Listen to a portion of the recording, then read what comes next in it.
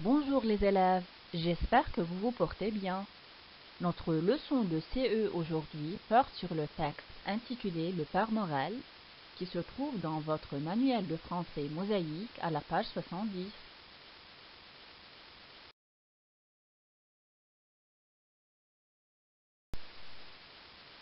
Comme d'habitude, nous commençons le texte par la lecture de l'image. Alors observez l'image puis répondez aux questions. Qui voyez-vous? C'est un boulanger. Dans quel cadre spatial se trouve-t-il? Il se trouve dans la boulangerie, devant son fournil. De quoi est composée sa pâte? La pâte est composée de la farine, de l'huile, du sel et de l'eau. Où l'étale-t-il? Il l'étale sur un plan ou une planche.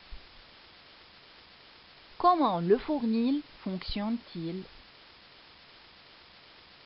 Il fonctionne au feu de bois. Que porte le boulanger et pour quelle raison? Il porte un tablier blanc. Il le fait pour ne pas se salir et pour l'hygiène. Quelle est la forme de son visage? Il a le visage rond. Prend-il plaisir dans son travail? Oui. L'expression de son visage dévoile un sentiment de satisfaction. Que voit-on sur son corps? Sur son corps, on voit la sueur à cause de la chaleur du lieu et de son acharnement au travail.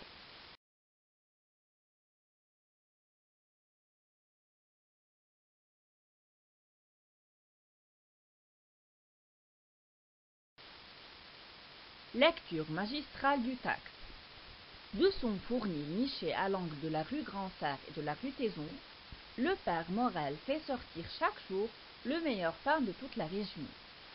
Quand le village dort encore, dans la solitude des petits matins blafards, le boulanger s'affaire devant un énorme four au feu de bois qui ronronne. Quel est le synonyme de niché?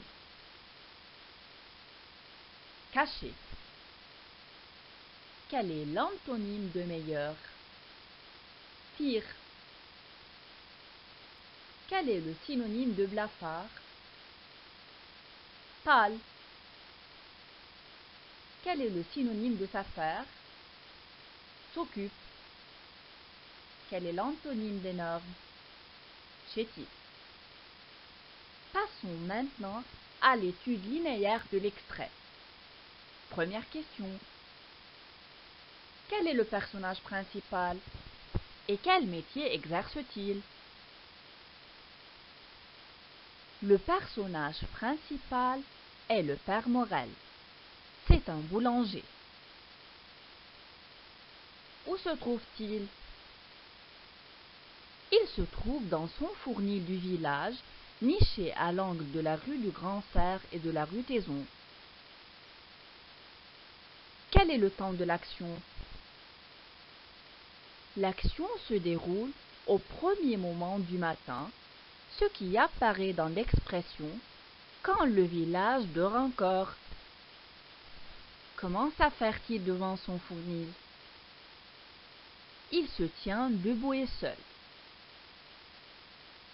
Pourquoi il s'agit d'une solitude? Il s'agit d'une solitude car personne d'autre ne le rejoint pour l'aider dans son fournil et les clients ne sont pas encore réveillés.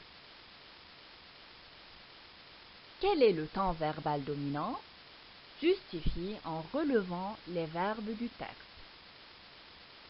Les verbes sont fait, dort, s'affaire et ronronne.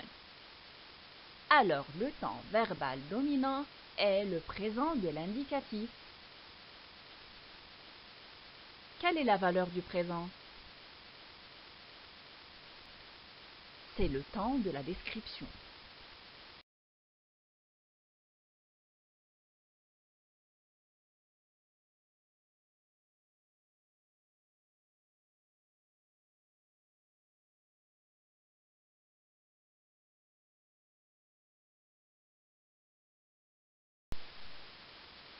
Continuons la lecture du texte. C'est un petit homme bedonnant, à la face ronde et pâle, qui le fait ressembler à la lune. Ses cheveux noirs, couverts de farine, lui donnent un air désuet, comme s'il appartenait à quelque temps ancien où les hommes portaient des perruques poudrées. De ses grands yeux bleus, qui contrastent avec la blancheur de son visage, il émane un regard rempli de grâce et de bonhomie. Ses fines lèvres roses affichent un sourire affable dont il ne se dépare jamais, même dans la solitude de son travail. Quel est le synonyme de bedonnant? Obèse. Quel est le synonyme de désuet? Ancien. Quel est l'antonyme de blancheur? Noirceur. Quel est le synonyme d'affable? Bienveillant. Je pose maintenant des questions sur l'extrait. Quelle carrure cet homme a-t-il? Il est petit et bedonnant. Quelle ressemblance physique rapproche son visage à la lune? La rondeur et la pâleur de son visage sont semblables à la lune. Pourquoi ses cheveux paraissent comme une perruque poudrée? Ses cheveux ressemblent à une perruque poudrée parce qu'ils sont pleins de farine. Montrez que la description des lèvres se fait simultanément sur les plans physique et moral. On qualifie la couleur et la forme de ses lèvres avec les adjectifs fines et roses. On parle aussi de son sourire dont il ne se dépare jamais. Relevez les mots et les expressions appartenant au champ lexical du corps humain. À quoi servent-ils? Petit, bedonnant, la face ronde et pâle, ses cheveux noirs, ses grands yeux bleus, visage, ses fines lèvres roses, sont des mots et des expressions appartenant au champ lexical du corps humain. Ils servent à dresser le portrait physique.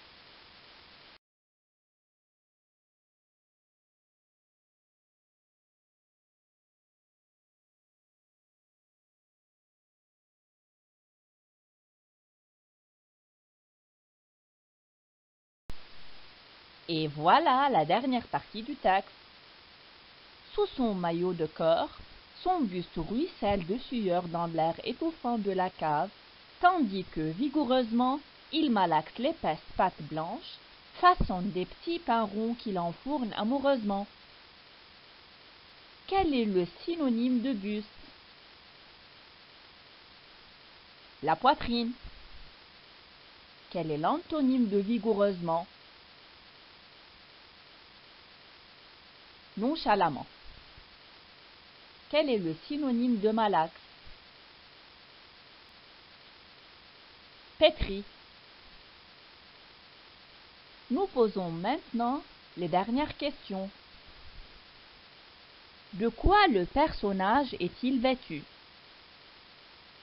Le personnage met un maillot de corps. Deux expressions soulignent indirectement la chaleur dans le fournil. Relevez-les. La chaleur est soulignée par la sueur qui s'infiltre sous le costume et par l'air étouffant. Citez les étapes de la transformation de la pâte.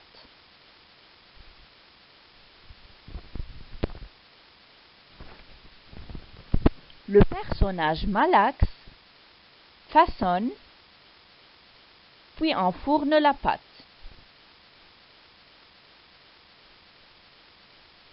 Quels adverbes démontrent qu'il exerce son travail de bon cœur? Les adverbes sont vigoureusement et amoureusement.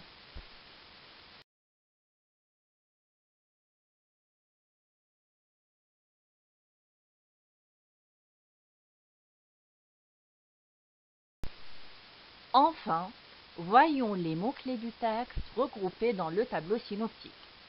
Nous commençons par les synonymes. Le synonyme de s'affairer, s'occuper. Malaxer, pétrir. Le buste, la poitrine, le corsage. Blafard, pâle. Désuet, démodé. Affable, bienveillant. Niché, caché. Bedonnant, obèse. Dans les antonymes, nous retenons le contraire de meilleur, pire, d'énorme, chétif, de blancheur, noirceur. Le contraire de vigoureusement, c'est nonchalamment. Les homonymes sont de, tout, lui et sous. Dans les expressions nouvelles, nous notons mettre tout son cœur à l'ouvrage.